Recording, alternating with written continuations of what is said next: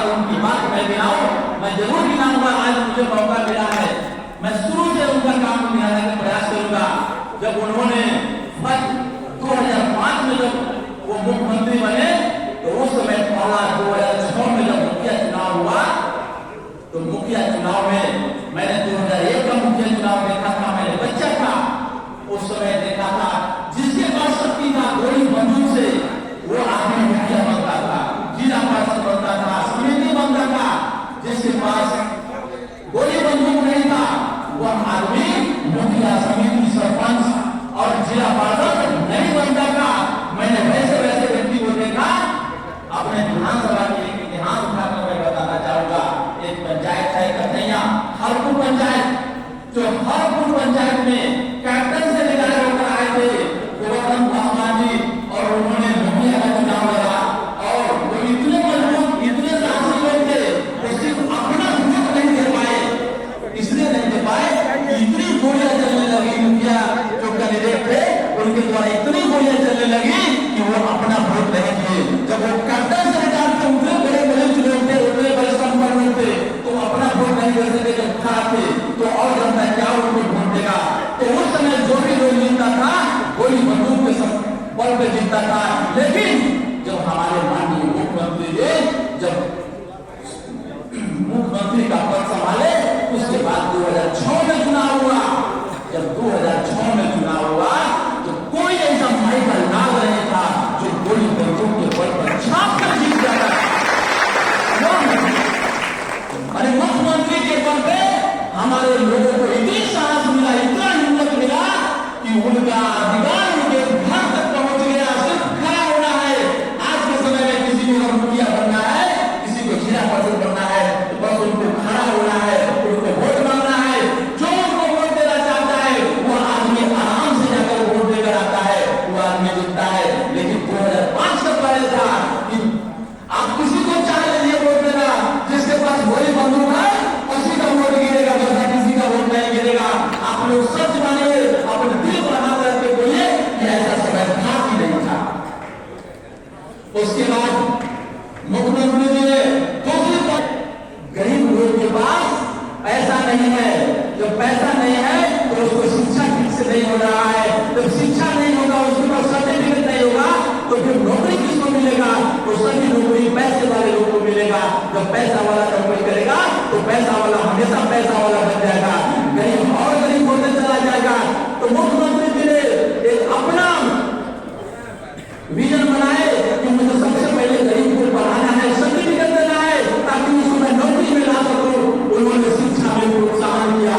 सबसे पहले उन्होंने पोशाक देना शुरू किए, बच्चे को छात्रवृत्ति देना शुरू किए। उसके बाद मैट्रिक पास करने पर 10,000, इंटर में पास करने पर मिल रहा है 25,000, बीए पास करने वालों को मिल रहा है 50,000, ताकि इसके चलते भी लोग बच्चा पढ़े, पढ़कर सर्टिफिकेट ले। जब सर्टिफिकेट हो जाएगा तो वो जरूर नौकरी की तलाश करेगा, खोजेगा, तब जाकर के मुख्यमंत्री गरीब के बच्चे को भी नौकरी देंगे।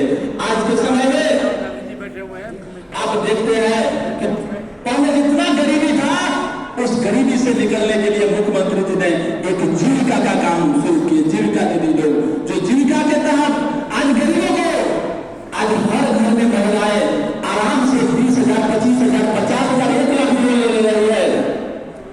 अगर किसी को बैंक से लोन लेना पड़े तो 50,000 रुपये लेने के लिए उसको साल करना पड़ेगा, लेकिन बैंक में किसी को लोन नहीं देता है। लेकिन बैंक आराम से 50,000, 1 लाख रुपये लोन दे देती है।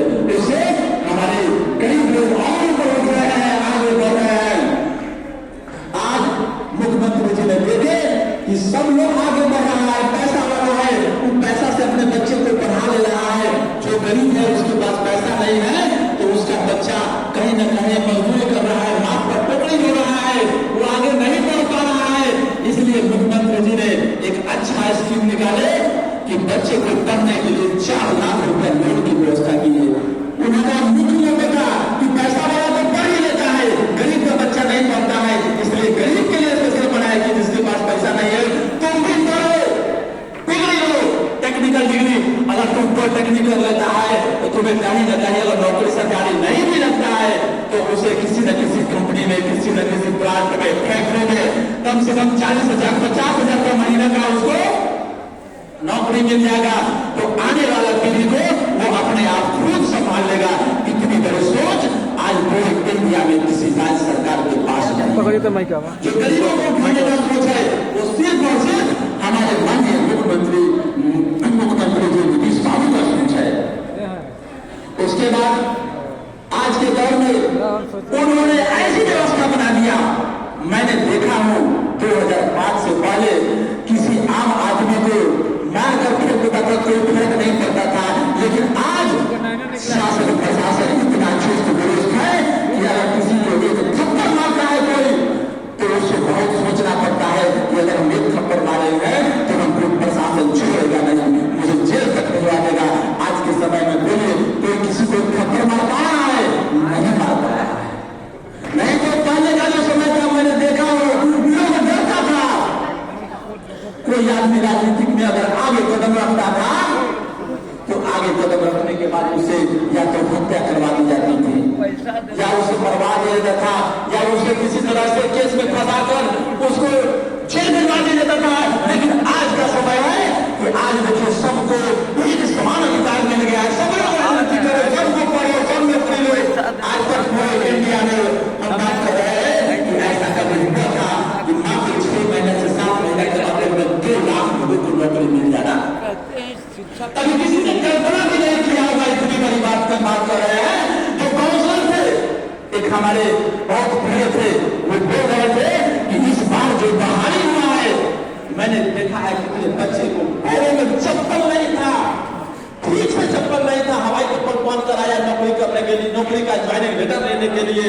अगर यही मुख्यमंत्री जी अगर इस तरह से नौकरी नहीं देते, हम अपनी बात बता रहे हैं, उन्होंने जो बताया हमको, अगर ये चीज मुखिया के द्वारा कर दिया जाता और लोगों के द्वारा कर दिया जाता तो उसको 4 लाख 5 लाख का डिमांड हो जाता तो वो गरीब को नौकरी नहीं मिलता। लेकिन मुख्यमंत्री जी ने खुद अपने से लेकर के जो महागरीब से भी गरीब था, बच्चा पढ़ा था, उसको नौकरी देने का काम किए। नहीं तो आज